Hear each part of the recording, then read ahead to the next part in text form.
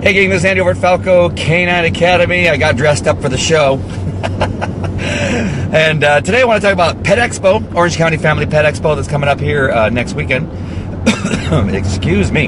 And that you should personally expect more out of your dog. And I'm going to tell you why this is the subject of this particular episode and in just a minute. But let's first talk about the Family Pet Expo. You know, the Family Pet Expo at the Orange County Fairgrounds here in, well, I'm not in Temecula right now, but I'm not in Orange County right now, I'm in Temecula, but the Orange County Family Pet Expo in Orange County, in Costa Mesa at the Orange County Fairgrounds is one of the premier pet, I'm going to say trade show, but expos, right? Where people come and they share,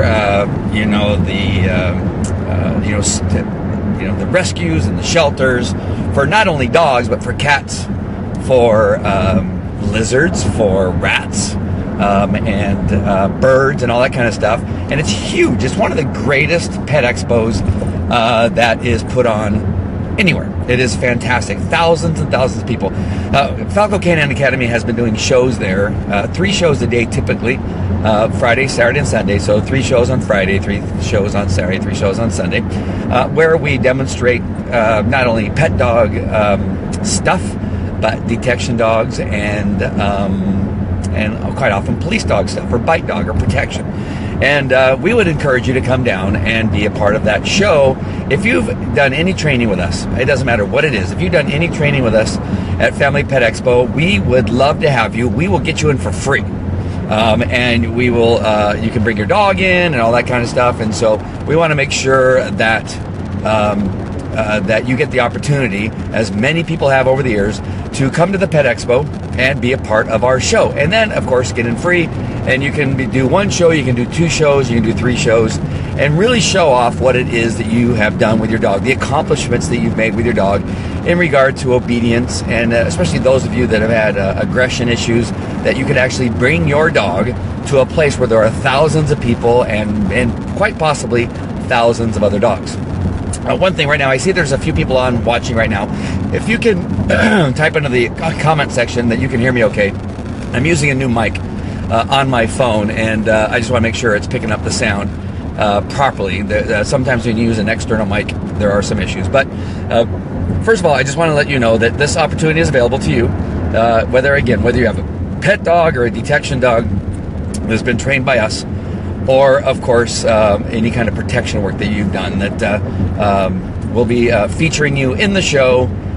Don't get stage fright. Don't care whether you're just started with us or you've been with us for years. If you just started with us, it's fantastic. It's a great opportunity for you to, again, to showcase what it is you've done at that point. And we are really happy to have those of you that are working through problems and don't expect perfection. We don't set you up for failure. We set you up for success and handle the demonstration just like we would one of our classes. So it would be great for you to come on down to do that. Now, why do I have expect more out of your dog in the same show as the Orange County Pet Expo? It's because that a number of reasons. Number one, we just came off a bed bug detection dog conference that we held here in Orange County, round the clock pest control, and Pepe from Pepe Dogs, and from Florida, and NSDECA, which is a certification organization for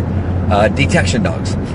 We had a number of handlers down here from all over the United States and from Canada who participated in the training and then did the certification. One of the things that comes up not only in this particular program, but in past ones, even with police dog certifications that I've done with large organizations like the United States Police Canine Association and California Narcotics Canine Association, WDDO, and that type of stuff, as people will at times say, well, my detection dog, is really good, but this dog does not like searching, name some specific place in a home. My dog doesn't like to search, hallways. My dog doesn't like to search furniture when it's in a blue room. Or my dog can't search when people are watching. My dog can only search when nobody's watching.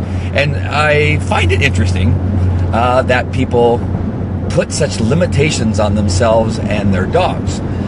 This will come up with the Pet Expo. I will have people that will say to us, myself or Gina or Derek, will say, my dog's doing really good at home, but he might not do well, in front of a bunch of people, or he might not do well being on stage, when in fact it's probably the person who gets kind of nervous and that kind of stuff. But you're putting limitations. You're actually verbalizing what you think your dog can't do, as opposed to training through those things that you or your dog may struggle at. Quite often the things that our dogs can't do or won't do, it's because of us, because we have not taken the time to put them in situations and training that get them over their fear. So if somebody says, my dog won't go upstairs, and they've had the dog for a number of years and the dog has never gone upstairs, it means that they've not taken the time to put their dogs through the process of getting them over the issue that they may or may not have with stairs, right? If the person doesn't like exercise and doesn't like going upstairs, they go, my dog doesn't like going upstairs. And so now, of course, the dog doesn't go upstairs because actually the human doesn't like going upstairs, or the human's too lazy to take them through the training that will get them up the stairs. And so I love it when people say that my dog cannot do something, or refuses to do something, or my dog is really afraid of this situation. No, in many cases it's you who's put the limitation on your dog because of something else. I have trained hundreds, maybe thousands of aggressive dogs that have aggressive issues towards people, aggressive issues towards other dogs, and people will not ever go through the training that will allow them to go into situations where there's dogs or other people. I had a dog, his name was Maverick, extremely aggressive dog. As a matter of fact, when I first met him, he bit me, and bit me really good and didn't want to let go. And so I had to take measures to get him off of my arm, as we were training him to be a bed bug detection dog. And we got through that incident where he bit me. I didn't give up on him. I didn't decide that, he bit me, he's really aggressive, I'm never going to take him around people again ever in his entire life. He's going to be a backyard dog. And never did the thought cross my mind that I just gave up on this dog. This dog continued to be a detection dog and became one of the best detection dogs that I had ever trained. I knew he had an aggressive streak, so I never sold him to anybody else, but I continued to use him as a detection dog. There is a video on YouTube where this dog, Maverick, is being used in an actual search, and I had it videotaped. I had a cameraman with me, and in one particular case, this dog's a bed bug detection dog. In one particular case, we're searching this location where the dog is searching around a bed, and inside that bed is, hey Dan, is a man sleeping, or actually he's pretending to sleep. He's a big, gigantic man, huge Fred Flintstone feet.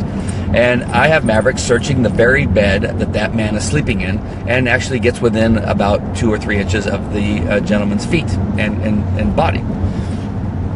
If I had put a limitation on that dog by saying, that dog can never be around people because he showed me once that he was aggressive, that dog never would have continued. That was about 3 or 4 years after the dog had bit me, and in most cases would have been euthanized, right?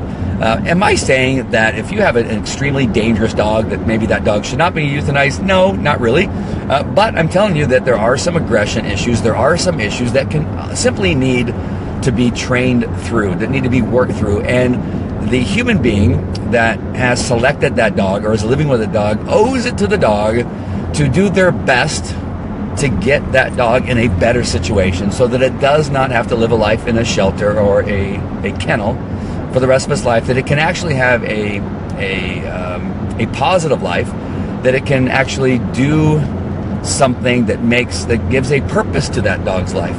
If I would have ever, and Dan Jenkins actually, I believe, has handled Maverick now that he's watching, and was around that dog, and he's been around other dogs that I've trained for detection, and he's helped me train, because Dan has been one of our trainers in the past, and has seen this in action, where there are dogs that we have had that have had issues that we did not give up on. Dan has had dogs, I know for sure, that are a little bit of a handful.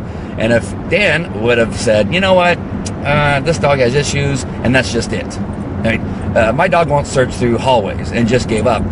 Then, of course, that dog never would have searched through hallways. So my encouragement to any of you who have a dog who has an issue, who doesn't like something, seek out a professional, seek out Falco Canine Academy, where we can hopefully help you get past that thing that's not allowing you to take your dog for a walk. That's allowing you not allowing you to take your dog, in places where he can see the world, where the dog doesn't get subject to being confined for its entire life because of who he is.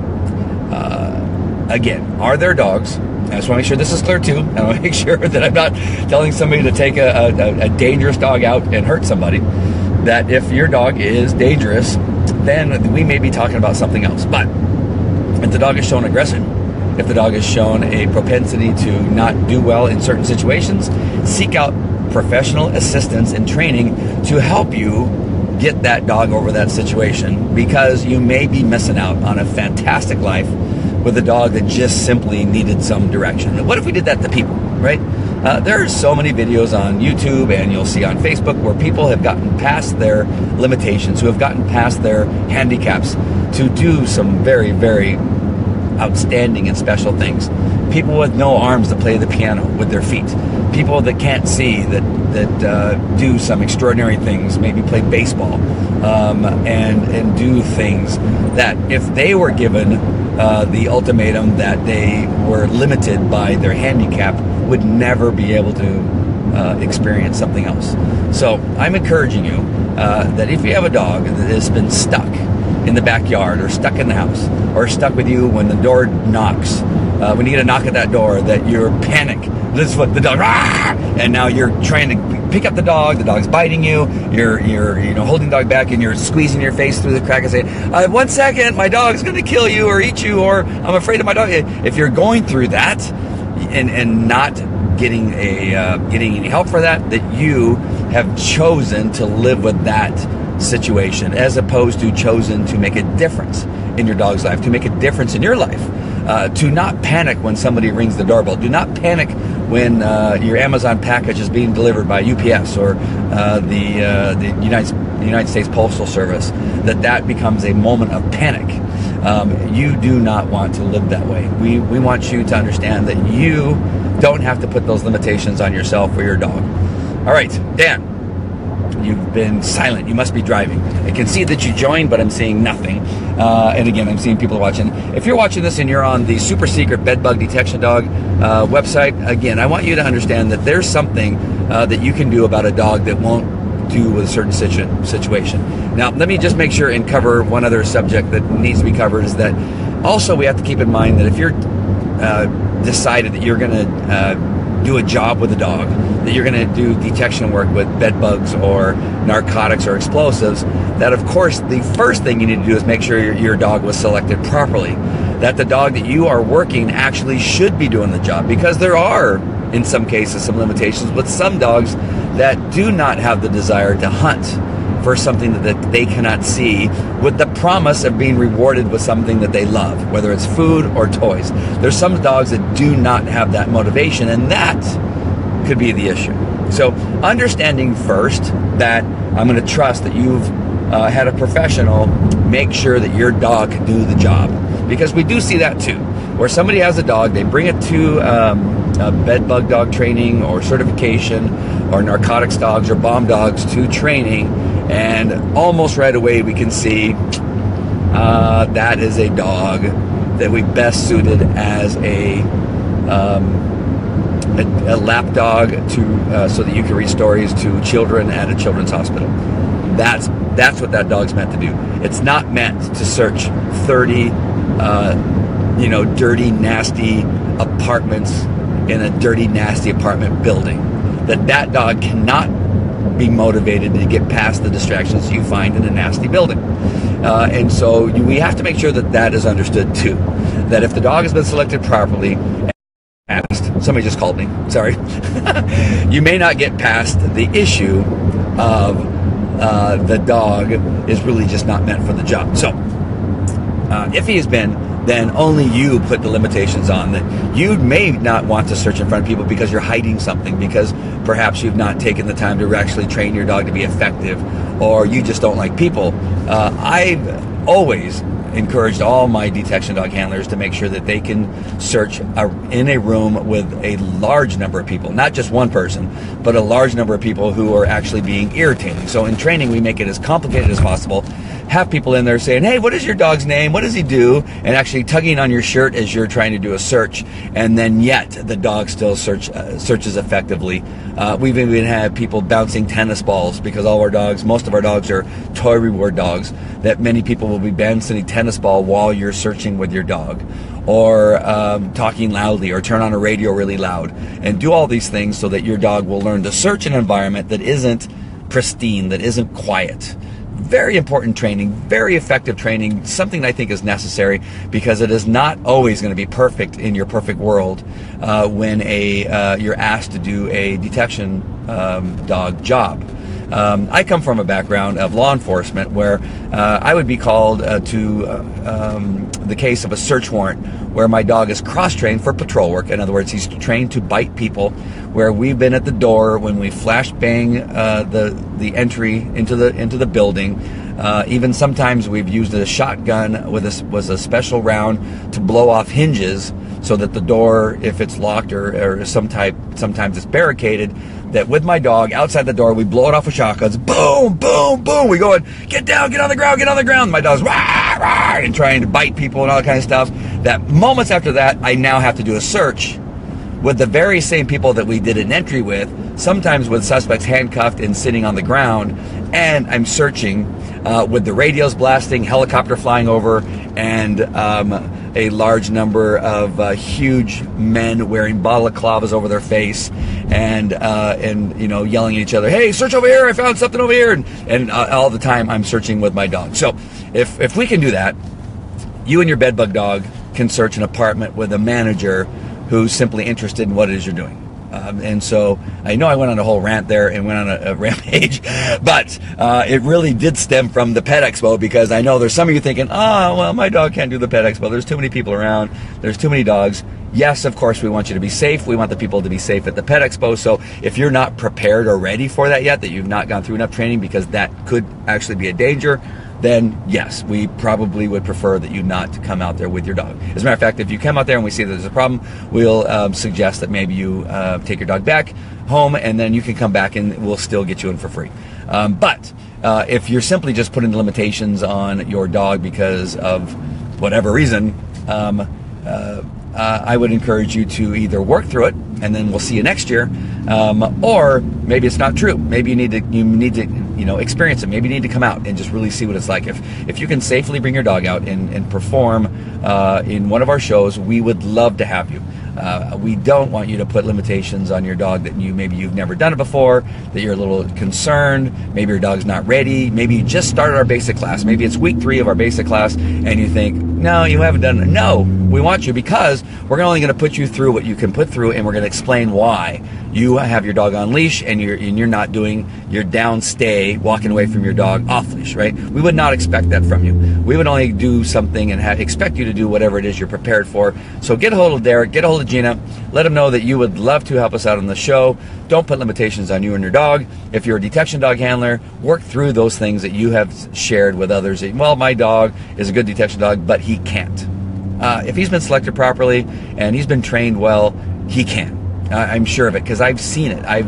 We've performed it. Again, go to YouTube channel. You'll see a video where we have a detection dog searching, and we dump a bucket of about 40 tennis balls, at least. Maybe, at the minimum, 20 tennis balls.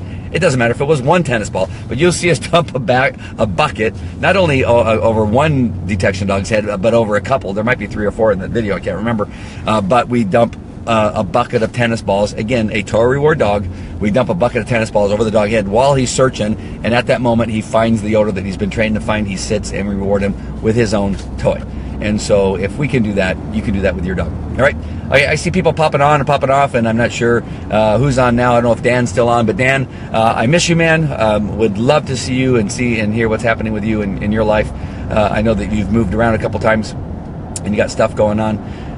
But would love to hear from you, and anybody else that's watching. Make sure and just get a hold of us.